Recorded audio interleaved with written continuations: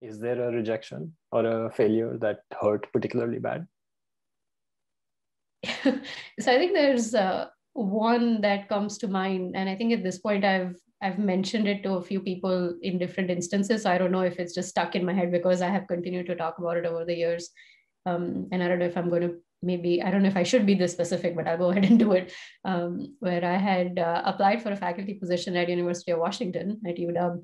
I don't know if this was 2011, 2012. 2012.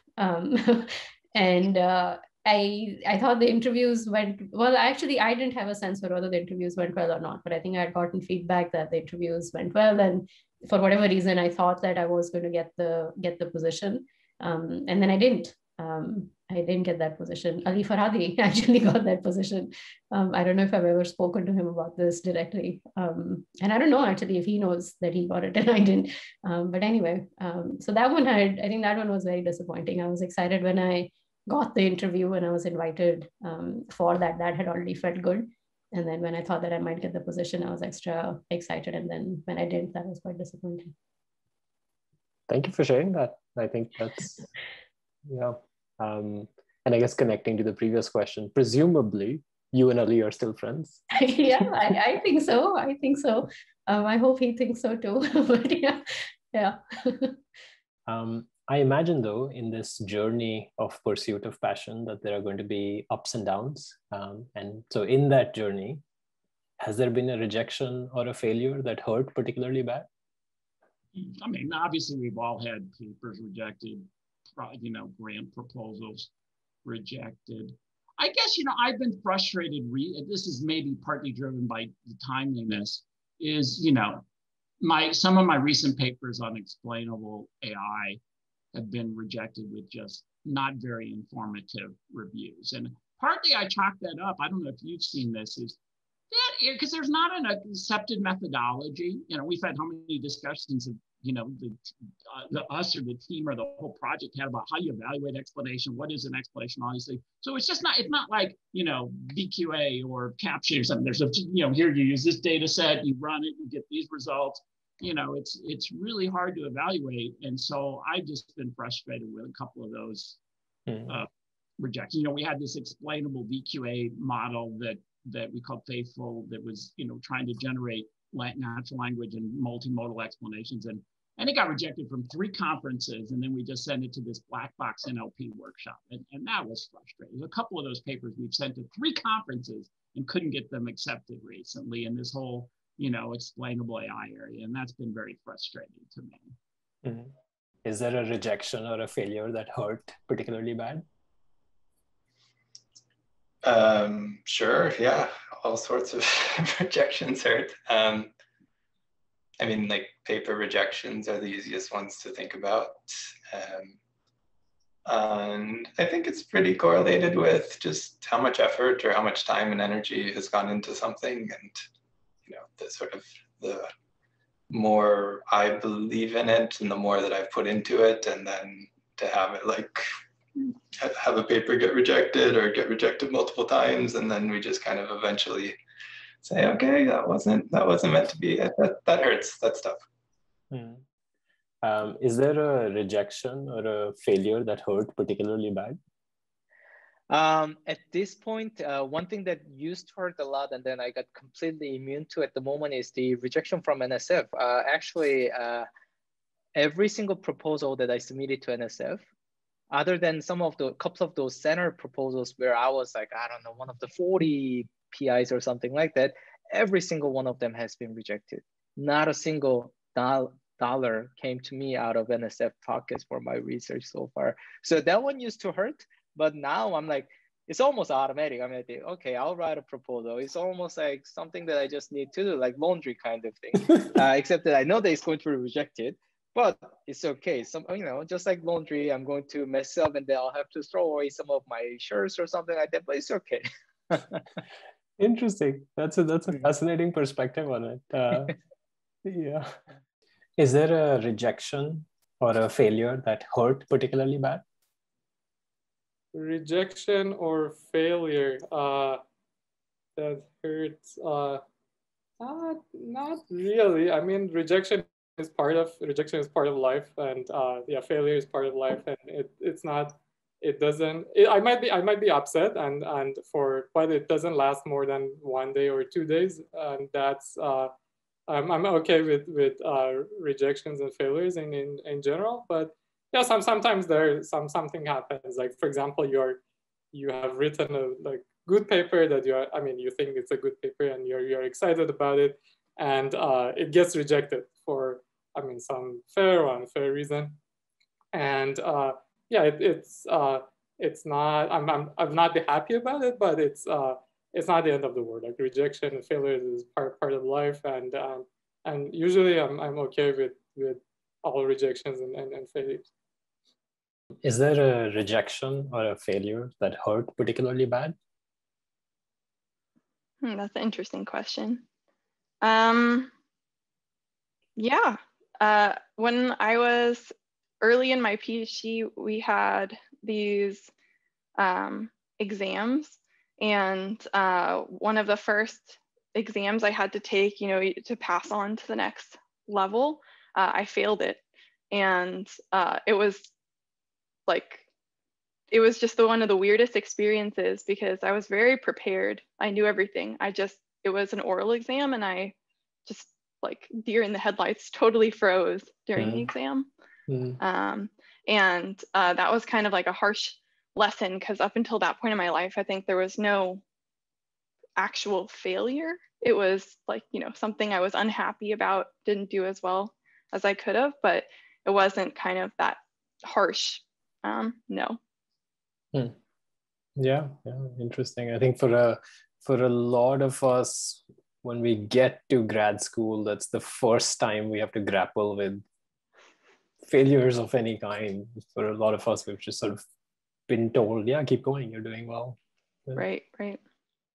Is there a rejection or a failure that hurt particularly bad? Oh, blimey. That's a good one.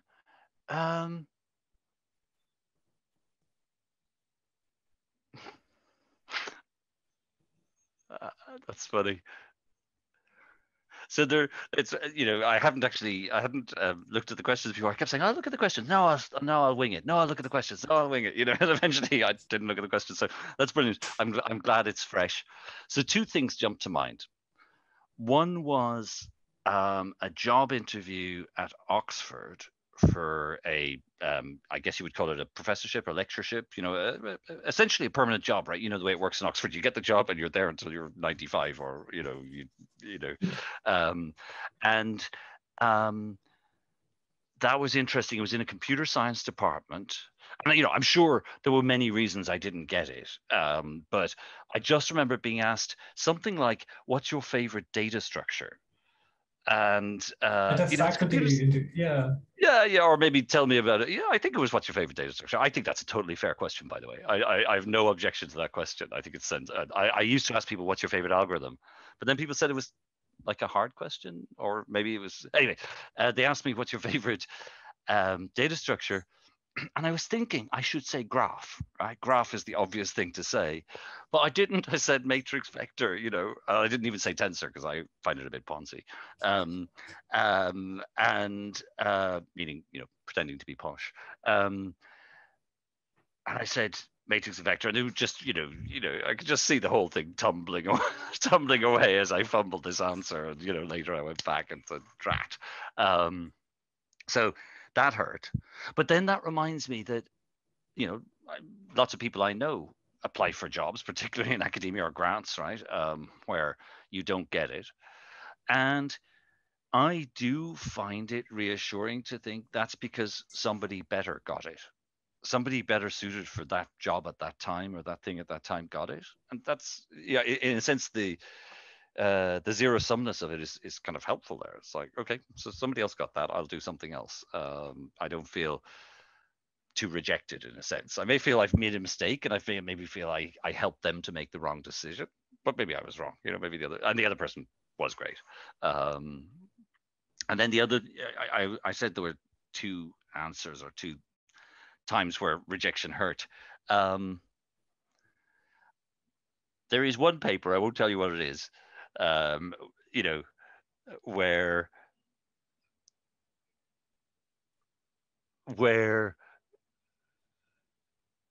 we got a poster and the same thing got an oral. And that's still like sort of, still just kind of slightly rankles. It doesn't matter, but it was just funny.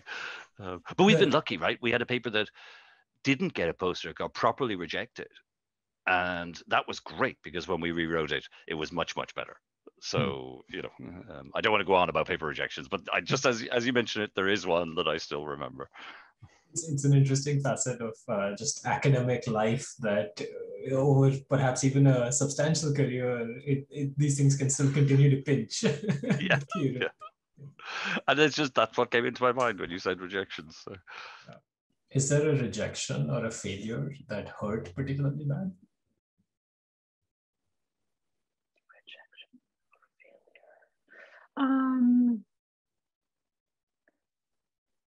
I can't think of anything. I'm sure. I mean, yes, like when you get papers rejected, that hurts. And when I think, yeah, that's the closest thing I can. And of course, there were like in the past when you're a student and you're taking all these exams and all these tests, like those things definitely hurt too. And I still sometimes wake up dreaming that like I have to take the GRE all over again.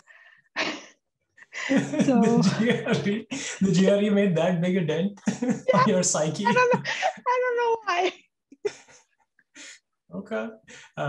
This is, I try to not inject too much of my own thing in this, but like your answer reminded me, you want to know what mine is? I sometimes have a nightmare that I still have one more year to finish in my undergrad, that somehow I've gotten my PhD and I'm a faculty, but I skipped over that 1 year and I have to go finish it. Otherwise people will find out and take my PhD away. That's like horrifying. That I relate to that 100%. And when you wake up and you realize that, oh my God, that was a dream, then it's like that relief that, oh wow, no, life's good. I don't have to do it anymore. Yeah. Okay. I'm surprised the GRE is that for you.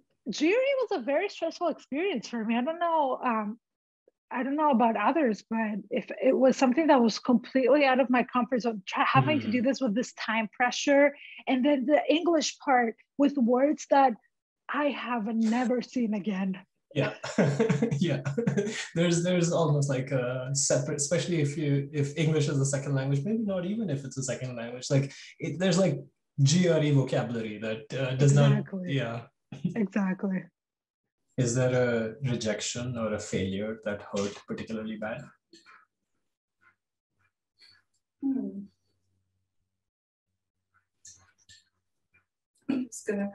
Every rejection hurts, I suppose. I think, yeah, I feel like,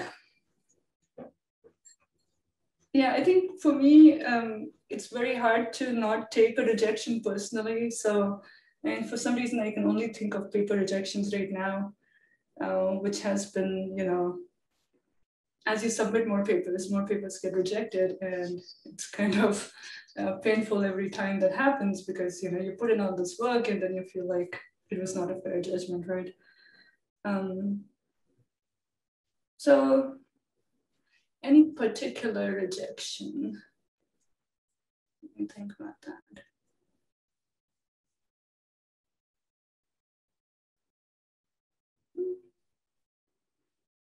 Yeah, sorry, no, I can't think of anything that wasn't particular. Yeah, I just think that every rejection hurts a bit, and then I kind of try to think of it as not take it personal. That's fine. Is there a rejection or a failure that hurt particularly bad? Well, it's not clear. So, I tend to not remember bad things as much as I remember good things. That's like a strange thing. In fact, it's like That's such a nice mindset. I know. I don't know. I mean, I did not know. See, this is the only thing, right? I mean, so the life you have is the only life you know until you talk to other people and see how they do things. And so it took me a long time. My siblings, I have two siblings, and I'm the oldest, and I have my sister and my brother. And at some point of time, my sister told me that I tend to remember all the good things of our childhood, and I don't remember any bad things of our childhood in general. I mean, I might, but it's not, the usual thing that people say that you should remember but not relive to avoid trauma. That's just built in for me. I don't ever relive any trauma. So I think in general, yeah, so I'm one of these people who think that everything went well for me. So I don't necessarily, I mean, there have been things that I expected will go one way and didn't go that way. And I felt bad at that particular point of time. But now, if you ask me, I think, everything worked out well. There's this old Seinfeld thing called Even Steven, where everything just sort of works out. Even if he loses something else comes up and he's fine. At least that seems to be the story of my life, at least the way I view it. So yeah, I don't remember anything particularly significant as a rejection that actually affected me. Of course, I had lots of rejections in life of various things, including, I mean, in fact, being a faculty member is taking rejections left and right. Yeah. So I think you wrote this lovely paper and nobody else thinks so, but that's just the way it is. So, yeah. But in terms of rejections that actually I remembered, I don't know that there is anything that stands out. Is there a rejection or a failure that hurt particularly bad? They hurt when they pile up, and then all of a sudden acceptances start piling up, or at least that's my most recent experience. So I don't know how that happens. For a while you're not good enough, and then all of a sudden you're great, right? It doesn't seem right. It's maybe a surprising phenomena, or it's surprising to outsiders how decisions tend to often be correlated. Like you and I explain this to young faculty a lot, that sometimes people like a variant of an idea and everybody likes that same idea, and so you'll find suddenly all your grants are succeeding, or if somebody doesn't like it, then all your grants are failing. And that's perhaps a surprising thing that people don't quite factor in. Yeah.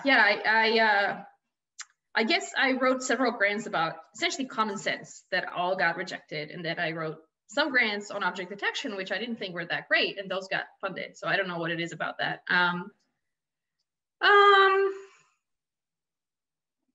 Yeah, probably grant proposal rejections have hurt more than paper rejections, just because there's fewer of those that I've written. Yeah, and it's hard for students sometimes too, when you have something that you really like but keeps getting rejected, and your advisor tells you there's all this randomness, the field is brutal, and so on and so forth. But students also, I think they haven't been in the field as much, so they haven't developed as thick skin as faculty. I don't think I have especially thick skin, but I've acquired more of one than I used to have. So I think that's what in recent history, that's what's hurt more, to having students go through rejections. That's fair. Is there a rejection or a failure that hurt particularly bad? Good question.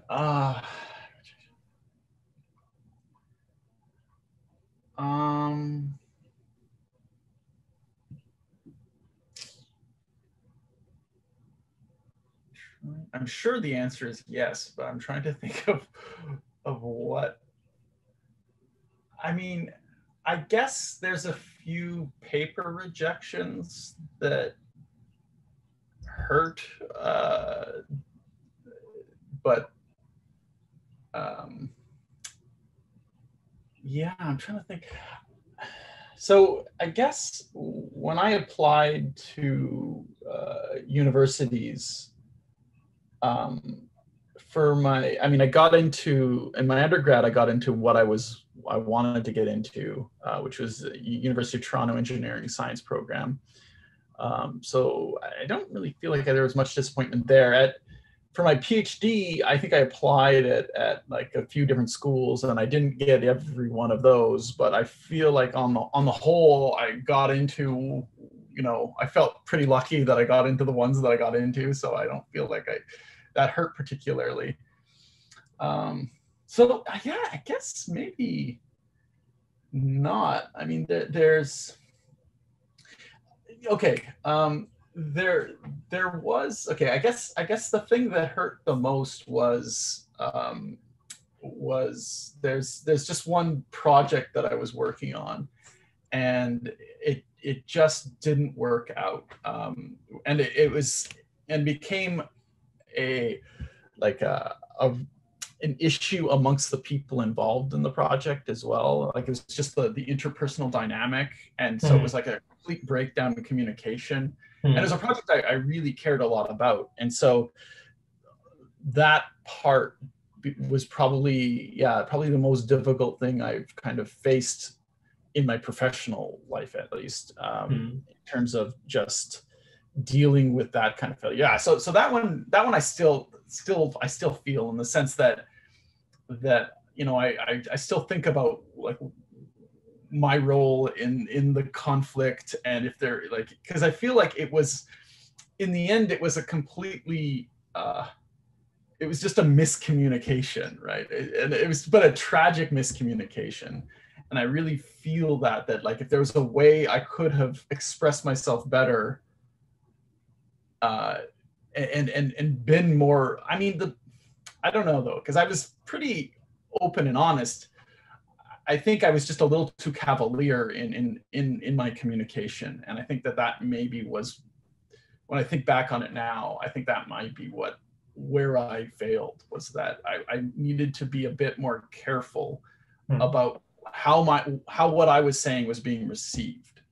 Not necessarily that I was saying anything that like wrong necessarily, but I was a little too cavalier in the kinds of the things I was saying, so that I was not completely understanding how the other person was understanding what I was saying. And so there was an opportunity for misunderstanding there. And I do take responsibility for that, because especially when you're in a situation when you're, in a project and maybe there's students involved, or then, and if I'm an advisor and there's a student involved, there's a real sort of power dynamic at play. And you have to be very careful how you enter into those kinds of conversations, because, you can say things not thinking much of it.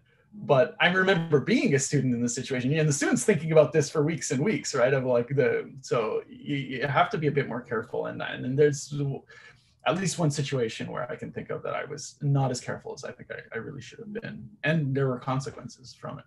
Yeah. Is there a rejection or a failure that hurt particularly bad?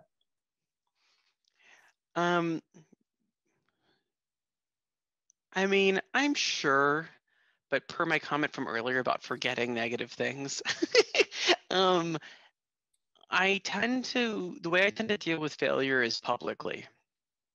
For the most part, I mean, I guess this is a little different in like the social media internet era. I mean, publicly, mostly in the sense of humans around me kind of way. So for example, when I applied to like undergrad, I got into one place. I got waitlist, which was Texas at Austin, which was very lucky. I got waitlisted from a couple places and was rejected by a whole bunch of places. So I went to I didn't stay on the wait list. I went to the state school.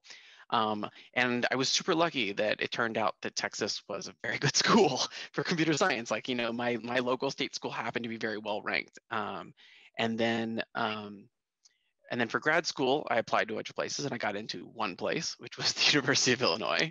And so I went to the University of Illinois, and so and then at University of Illinois, in your end of your second year, you do your quals, which are a pretty elite. They maybe have changed, but at least at the time, were a pretty intense oral exam of grilling for a couple of hours.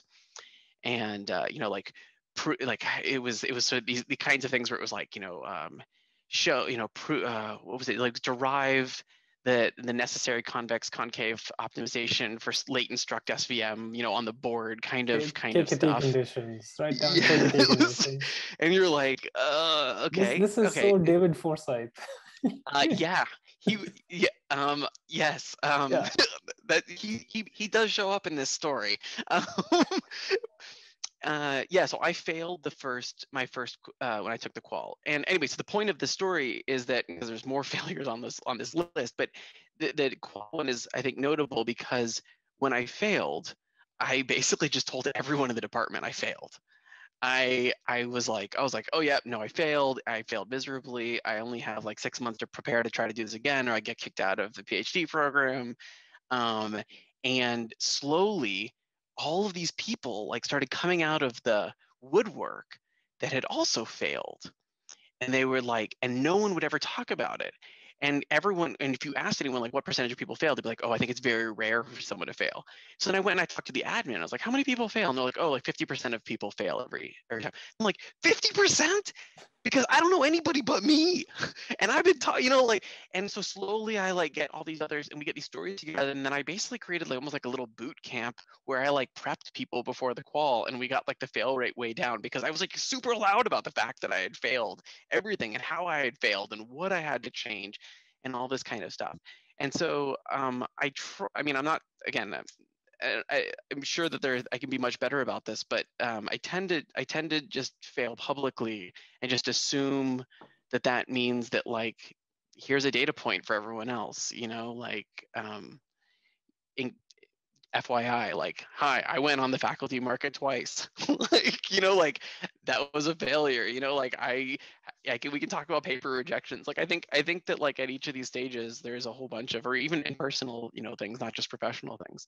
And then I try to be just reasonably open about them. And part of that is because it's easier for me.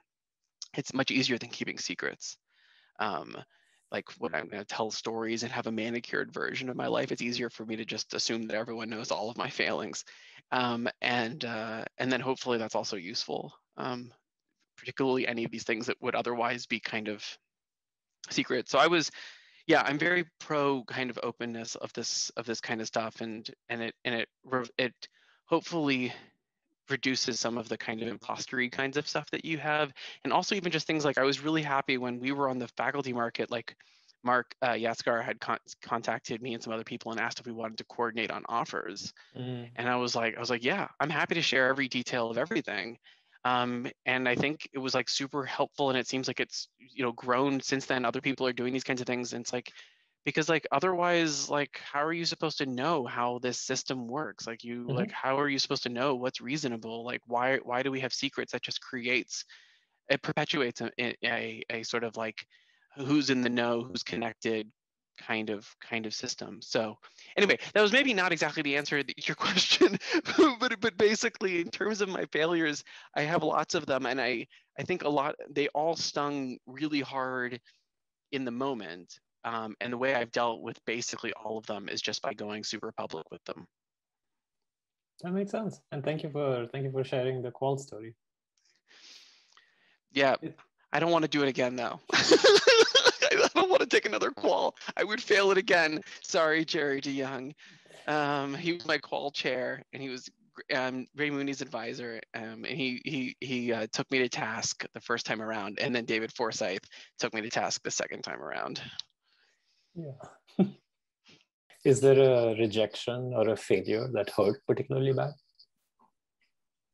I certainly found grant writing to be very hard when I first started. I hadn't yet developed the resilience to just realize how good everyone else was at what they were doing. And so I took it very personally when things were rejected. I found it very helpful to actually review or sit down and very much read what my colleagues were working on, because man, people are really impressive and really know what they're doing. And like, I think a lot of that made me realize actually like I was overvaluing my own competence in some ways. It was actually helpful in some ways to put that in perspective. Yeah. Interesting. That's a very nice, it's a nice positive outlook. To treat it as a calibration signal. And that's interesting. Is there a rejection or a failure that hurt particularly bad? So usually with this, it's when I think about this, it's like in the regret sort of sense in like RL, like what did I lose trying this? And the one that sticks out in my mind is when I transitioned from my previous institution where I was sort of a research scientist to my current institution as assistant professor. I had like a month lag in between the two where I could have taken a break. Like I could have, after years of not really doing that, taking a break.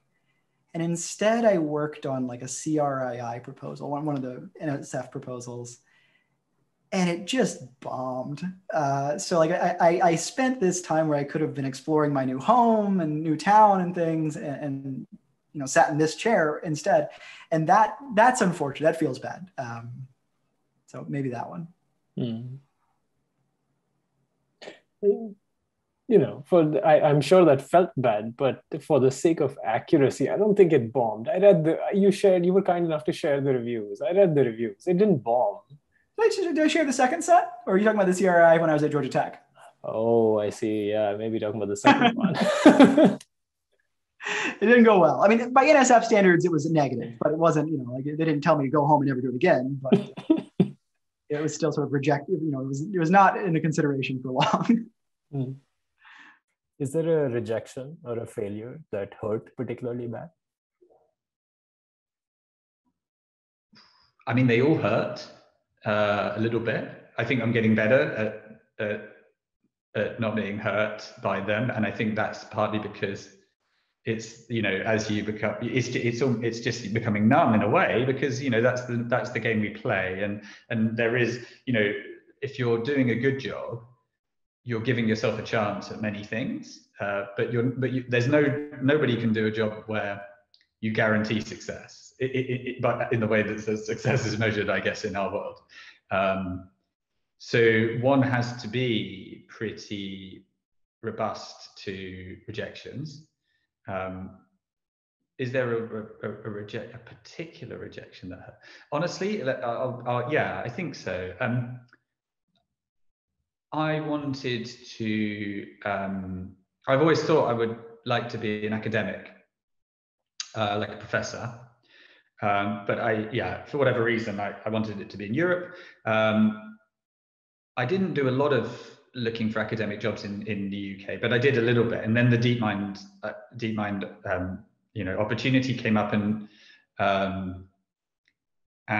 it for so many different reasons, it just fitted exactly. So, but I did feel not so much. I'm not even talking necessarily about faculty positions, but also about you know, sort of like fellowships where you'd have some funding for quite a few years and things like that. So a lot of I felt a little bit hurt by those. I think there's something quite subjective about a lot of ones, especially when the other pool of applicants is quite small, and they're kind of known to you, so it's easy to compare. So something about academic hiring, and in the UK it's a little different to the US in the sense that you know, jobs seem to come up a lot less. But partly it could just be that there's many more universities in North America, but there isn't really such thing as a round or going on the market or a round of job applications. It would be more like you're waiting for this one thing at some point, and hopefully it'll be in a place that you like. And yeah, so I guess I felt those. I don't think I took it too personally. It was more, it kind of shattered my illusions a little bit that there was, maybe it was just entirely naive, but I just wondered whether there might be a sort of ranking process, and then some notion of, you know, I've done all I can in my career, so therefore I do, you know, by whatever boxes or whatever you think, maybe that this ought to be something that I'm qualified for. But you realize that research is incredibly subjective to evaluate, and actually, you know, there's a lot of everyone's research is brilliant, and everything could everything can be made like it really depends how you look at research. That you could see anything as being superior to anything else, and that's something that's kind of beautiful about it. I think it was so I probably had this naive kind of thing about how universities recruit their academic staff in Europe, and it was a kind of a bit dispelled by my experience, maybe. But yeah, so I'm probably still a bit bitter about that, as you can tell. But that's I consider that to be a flaw of my own, right? Like I sort of still carrying that a little bit, and yeah, and I should probably just like treat it as a learning experience and let it go. I mean, I'm really incredibly lucky with the way my career is currently panned out. So I feel nothing but, you know, incredibly grateful for the way it went. Yeah, makes sense. For me personally, I remember a moment where somebody pointed out, it was late in grad school and I was considering going on the faculty market, and somebody used the word, we are making vector comparisons between high dimensional vectors. And like that, yeah, like there's no scalar metric, like there's no way to compare these two different vectors. You're going to come up with some metric, but there are many other metrics and projections along which the rankings are going to be radically different or even opposite. And that really clicked in my mind as the metaphor for what's going on. Yeah, and I think it also reveals something else that's a bit skewed about my sort of self-perception, because I think I'm quite empathetic. So I think I'm quite naturally able to engage with the right range of people, because I kind of, sometimes I think I know what, this is not in research, but just in life in general, I'm reasonably good at understanding what their worries might be, or thinking through the position that someone else is in. But strangely, that doesn't transfer to sort of thinking about the panorama of research. So I think I'm really quite bad at predicting what sort of paper or what idea will take off and be a huge success, or that the community of researchers out there would find amazing, and what idea. I sometimes have these ideas myself, or ideas from other people that I think are just so brilliant and so beautiful, they can only be successful. And then if you look like 5 years later, nobody has paid any attention to them. So I think I'm really bad at seeing the research panorama and the value system. Maybe at a very macro level, I must be reasonable because I've sort of made my own path through it. But I'm very bad at judging the value system. And I think that probably also feeds into my feeling that how on earth could I not have been hired? I you know, clearly looked at from my perspective, my research is definitely the right direction to be going in. And of course, that's that's a complete mistake. But so it's almost like I've got this, you know, this. I don't have a very good theory of mind when it comes to the research, the mind of research, the research community. But I think I've got a reasonable theory of mind when it comes to just general human interactions. So maybe I should, yeah. I don't know how to improve that, to be honest. Constantly, what's successful and what's not kind of surprises me. Interesting. Is there a rejection or a failure that hurt particularly bad? Rejection or failure.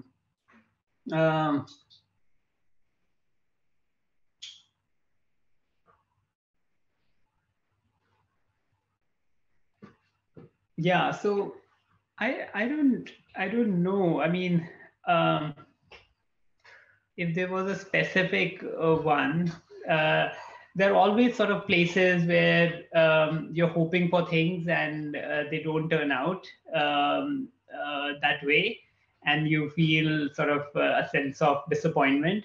So number of sort of disappointments, like at school, in university, at grad school, but over time you realize that sort of they are fine. Like when I was in school, I used to do really well, but there was sort of this particular student who used to always come first, and I mean, yeah, I felt, yeah, I should be I should also come first one day, but it never happened. But but there was no sort of there was disappointment at one level, but at another level you feel that there are definitely other things that you are doing which make sort of life sort of that there's more to life than winning.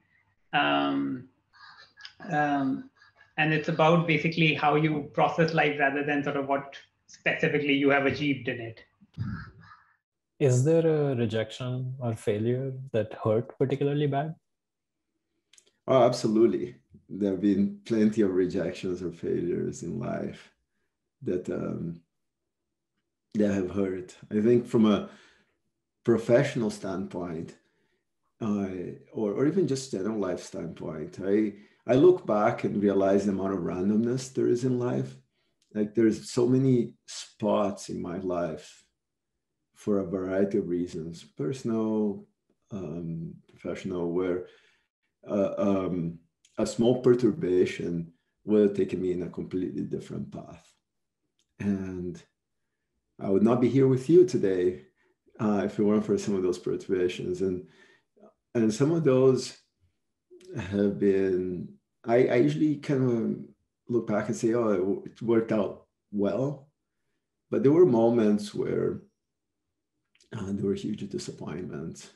And, you know, a funny thing with Stanford, I'm joining the faculty at Stanford, as you know. They rejected me, I think, a couple of times when I was fresh off school of my PhD. But you know, it kind of came around. But yeah, there's been plenty of times in my life where there was disappointments, and there's been plenty of times when things have gone surprisingly well. And I think I tend to just kind of look forward in a way.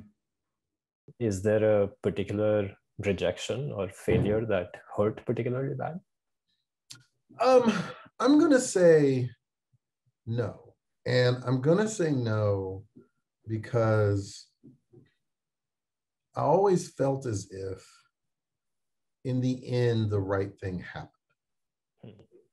So, you know, there's the feeling in the moment, and there's the feeling that you know you're going to have later. Now, you know, maybe that's delusion. Maybe it's just a story you tell yourself to justify whatever happened to you. I don't know. And frankly, I don't think it matters. I think what matters is if it's so long as it's a learning experience and it's able to prepare you for the next thing, then you just kind of have to assume that the outcome was the right outcome, or at least a good enough outcome for where it is you want to go. So I try not to feel that way. When things don't go the way that I want them to go, or as quickly as I want them to go, there are very few things where the stakes are so high that it's actually mattered. On the other hand, maybe I can just say that because things do seem to have mostly worked out. You know what I mean? So I don't know. Maybe I'm lucky to have been in a position where the things that have happened that I wanted to happen have been good, and the things that haven't happened, you know, a door immediately opened up and there was, you know, another option and another thing that would be fine. But I think that attitude is useful. I think, you know, you have to, I mean, think about it this way. Once you recognize that most of the universe is outside of your control, and the things that are kind of happening are beyond you, you can influence it. You, of course, you have autonomy, you have agency, but there are all these things that are happening. There are more possible good outcomes than there are possible bad outcomes if you know what you want and you're trying to move through. Then not getting one thing or another, or not having a particular, you know, getting rejected for something you wanted, or not having something happen you wanted, doesn't matter so much, right? You're walking down the hall, you have to make a left or a right turn. It doesn't matter which way you go. You made a left turn. If you had made a right turn, you might have bumped into somebody and you know, you're a billionaire and you know, you're the owner of Amazon. Or you might have been hit by a car. And there's kind of no way of knowing. So you might as well assume, look, at the end of the day, the right thing is happening. Things are going along pretty well. They might have been better. They certainly might have been worse. So it's fine. So being turned down, that's okay. It means, or having a rejection, it's okay, because you set up the world so that there's a next thing that you can do that will also be just fine and just okay. So there you go. I feel like I didn't answer your question, but no, but I think that mindset was valuable, even if and it made sense why you didn't answer that question in the presence of that mindset, because there probably wasn't something that felt particularly bad, given that you already have that mindset. My follow-up question would be, did you have to work at this mindset, or did this come naturally to you?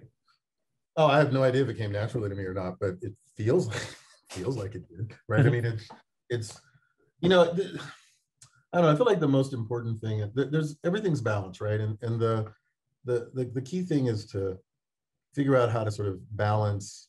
Well, there's lots of key things, but the key thing with respect to this question is trying to balance self-reflection, trying to figure out what you did well or what you did poorly, or why you feel the way you feel about something, versus just, and doing that right without getting mired into the details and regret and how things might have gone differently, right? If you don't reflect enough, then you're not learning enough and you end up in a bad place that was easily avoidable. If you reflect too much, you're paralyzed. This is why make a left turn and make a right turn, all outcomes are going to be good, or at least all possibilities are good. So there's no point in thinking about it too much. Go with, your gut, which presumably you've developed over the years, right? You're not making guesses, you're making informed guesses, right? So once you decide that the universe is, arcs in such a way that it's probably going to be okay ultimately, then it's a lot easier to kind of relax through these things. And I think it's a kind of mindset you come to. But again, it's easy for me to say. I've had a lot of suboptimal things happen to me in life, but I've had a lot of great things happen to me in life. And maybe if I had many fewer of the latter and many more of the former, I would feel very differently about this. But I've lived the life that I've lived so far. So engaging in tautologies. That's me. Is there a rejection or a failure that hurt particularly bad? Oh yeah, when in the past more so, because when I was getting studied back in Stony Brook, almost all my grants got rejected, and so that was like so sad. I also never got NSF career grant. Or the resubmitted version of them got accepted with high rate, but couldn't they just give it to me? I mean, I didn't even, probably I shouldn't complain too much in public, but maybe just in case for people who who feel heartbroken as much as I was back then. In retrospect, probably I should have not felt as badly, because who cares? It seemed like one could get tenured anyway, and life goes on. But back then it felt like, I don't belong here because everyone else gets one. And it was a little bit frustrating that when I resubmit, I mean, there was like very little gap between the notification date and then the next small submission deadline. So I could barely revise that very much. And yet it did get accepted right away. So I was scratching my head like, so that says something about the randomness of reviewers too. Yeah, it's just the thing we experience with paper submissions at a larger scale, right? Yeah. Thank you for sharing that. I know how sort of personal that can be. A friend of mine from grad school, who I won't name, he is a faculty member somewhere, and when he got his, I believe, maybe I'm mixing up this story, but he had congratulated his advisor on the advisor receiving the career award. And I think the statement from the advisor was, every scientist worth their salt has a career award. It is not something that we celebrate. And that was just like soul crushing, because like, all right, where did we just move this bar? Yeah, exactly. Everybody seemed like they were getting one, especially back then. I think these days it's even more cutthroat. So I hope people don't feel bad about not getting one, because there are more people in AI competing for it. So